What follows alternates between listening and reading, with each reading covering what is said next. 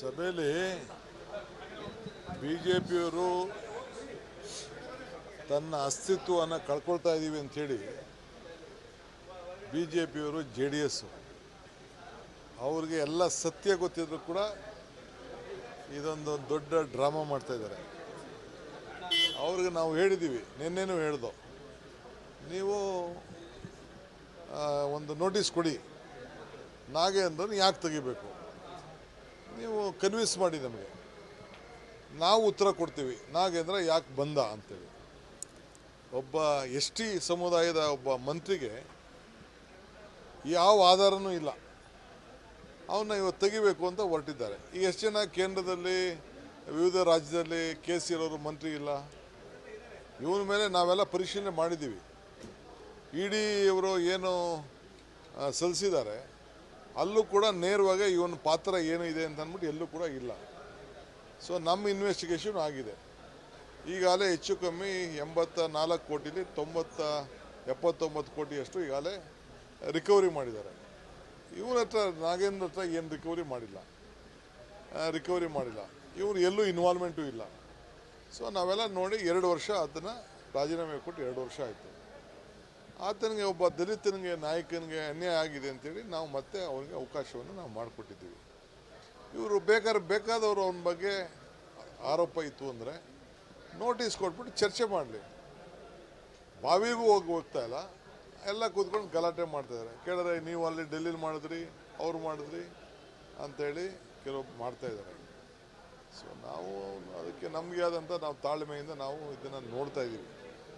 So ಇವ್ರದ್ದು ಏನೋ ಒಂದು ಅಸ್ತಿತ್ವ ಉಳಿಸ್ಕೊಳ್ಬೇಕು ಅಂತೇಳಿ ಈ ರೀತಿ ಅವರು ಪ್ರತಿಭಟನೆ ಮಾಡ್ತಾಯಿದ್ದಾರೆ, ಹೋರಾಟ ಮಾಡ್ತಾಯಿದ್ದಾರೆ. ಇಲ್ಲಿ ಅವ್ರು ಏನು ಬೇಕಾದ್ರೂ ಮಾಡಲಿ, ಬಟ್ ಅದು ಅವ್ರು ಮಾಡ್ತಾ ಇರೋದು ಅವ್ರಿಗೆ ಅದ್ರ ವೀಕ್ನೆಸ್ಸು ಗೊತ್ತಿದೆ. ಸೊ ವಾಪಸ್ ಹೆಂಗೆ ಅಂದ್ಬಿಟ್ಟು ನಮಗೆ ಮೇಲೆ ಡೆಲ್ಲಿಯಿಂದ ಬಂದುಬಿಟ್ಟಿದೆ, ನಮಗೆ ಮೇಲೆ ಹೇಳ್ಬಿಟ್ಟವ್ರೆ, ನಮಗೆ ನಡೆಯೋಕ್ಕೆ ಬಿಡಬೇಡಿ ಅಂತ ಹೇಳ್ಬಿಟ್ಟವ್ರೆ, ನಮ್ಮ ಪಾರ್ಲಿಮೆಂಟ್ ನಡೆಯೋಕ್ಕೆ ಬಿಡಲಿಲ್ಲ, ಅದಕ್ಕೆ ನೀವು ನಡೆಯೋಕ್ಕೆ ಬಿಡಬೇಡಿ ಅಂತ ಹೇಳಿದ್ದಾರೆ ಅಂತ ಮಾಡ್ತಾರೆ. ಇಷ್ಟು ಕುಮಾರಸ್ವಾಮಿ ಈಗ ಸವಾಲು ಕರೀತಾರ, ನಾನು ಸವಾಲು ಕರೆದಾಗ ಯಾಕೆ ಮಾಡಲಿಲ್ಲ? ನಾನು ಹೇಳಿದೆ ನಡೆಯೋಣ ಚರ್ಚೆ ಮಾಡೋಣ ಅಂತ ಕರೆದಿದ್ದನಲ್ಲ, ನಾನು ಚರ್ಚೆ ಮಾಡೋಣ ನಡೆಯಪ್ಪ ಅಂತ ಕರೆದಿದ್ದನಲ್ಲ, ಯಾಕೆ ಬರಲಿಲ್ಲ ಆಗ? ಈಗ ನಾನು ಈಗ ಅದೇನು ಸವಾಲು ಬೇಕು, ಎಲ್ಲರ ಕೈಲೂ ಸೈನ್ ಹಾಕಿಸಿ ಕೊಟ್ಟಿದ್ದಾರಲ್ಲ, ಅಸೆಂಬ್ಲಿ ಚರ್ಚೆ ಮಾಡಲಿ. ಆ ಜನನೆಲ್ಲ ಕಂಪ್ಲೀಟ್ ಮುಗಿಸ್ಬಿಟ್ಟು ರೆಡ್ ಝೋನ್ಗಿಟ್ಟು ಅಕ್ವಿಷನ್ ಮಾಡಿ ನೋಟಿಸ್ ಮಾಡಿ ಎಲ್ಲ ಮಾಡಿಬಿಟ್ಟು ಈಗ ಸುಮ್ಮನೆ ಅದಕ್ಕೇನೋ ಡ್ರಾಮಾ ಮಾಡೋಕ್ಕೆ ಕೊಟ್ಟಿದ್ದಾರೆ. ಇರಲಿ, ಅದಕ್ಕೆ ಉತ್ತರ ಕೊಡ್ತೀವಿ. ರಿಯಲ್ ಎಸ್ಟೇಟ್ ದಂಧೆ ಶುರು ಮಾಡಿದ್ರು ಯಾರು? ಅದು ಕುಮಾರಸ್ವಾಮಿ ಪಿತಾಮಹ. ರಿಯಲ್ ಎಸ್ಟೇಟ್ ದಂಧೆ, ಸರ್ಕಾರ ರಿಯಲ್ ಎಸ್ಟೇಟ್ ದಂಧೆ ಮಾಡ್ತಾರ? ನೈಸ್ ನಾವು ಸೇನ್ ಹಾಕ್ತಿದ್ವಾ? ನಾವು ರಾಜ್ಯಕ್ಕೆ ಒಳ್ಳೇದಾಗಬೇಕು, ಒಂದು ಟೌನ್ಶಿಪ್ಗಳು ಜನ ಹೊರಗಡೆ ಹೋಗಬೇಕು. ಈಗ ಯಲಹಂಕ ಟೌನ್ಶಿಪ್ ಆಯ್ತಪ್ಪ, ಈಗ ಇದು ಕೆಂಗೇರಿ ಟೌನ್ಶಿಪ್ ಆಯಿತು, ITPL ಆಯಿತು, ಈಗ ನಮ್ಮ ಆನೇಕಲ್ ಟೌನ್ಶಿಪ್, ಸೂರ್ಯ ಟೌನ್ಶಿಪ್ ಆಯಿತು. ಹೆಂಗಾಗೋಯ್ತವೆಲ್ಲ? ಯಾರ್ದೋ ಜಮೀನು. ಈಗ ಬಿಡದಿವ್ರು ಮಾಡಲಿಲ್ವ? ಇವರು ಬಿಡದಿ ಟೌನ್ಶಿಪ್, ಬಿಡದಿದ್ದು ಇಂಡಸ್ಟ್ರಿಯಲ್ ಟೌನ್ ಮಾಡಲಿಲ್ವಾ?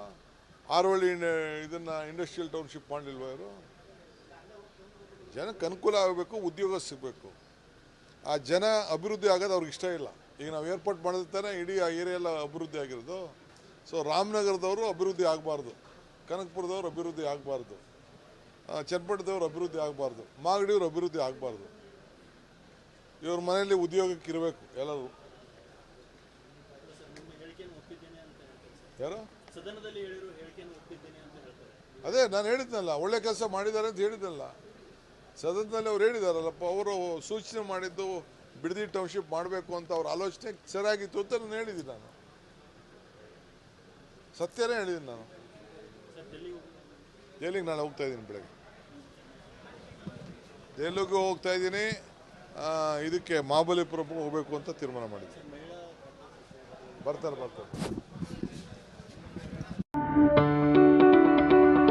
ಯಾವುದೇ ಸುದ್ದಿಯ ಅಪ್ಡೇಟ್ ಅನ್ನ ಮಿಸ್ ಮಾಡ್ಕೊಳ್ಬಾರ್ದು ಅಂದ್ರೆ ಈಗ್ಲೇ ಒನ್ ಇಂಡಿಯಾವನ್ನ ಸಬ್ಸ್ಕ್ರೈಬ್ ಮಾಡಿ. ನಿಮಗೆ ಬೇಕಾದ ಭಾಷೆಯಲ್ಲಿ ಎಲ್ಲಾ ಸುದ್ದಿ ತಿಳಿಬೇಕು ಅಂದ್ರೆ ಒನ್ ಇಂಡಿಯಾ ಆಪ್ ಅನ್ನ ಡೌನ್ಲೋಡ್ ಮಾಡ್ಕೊಳ್ಳಿ.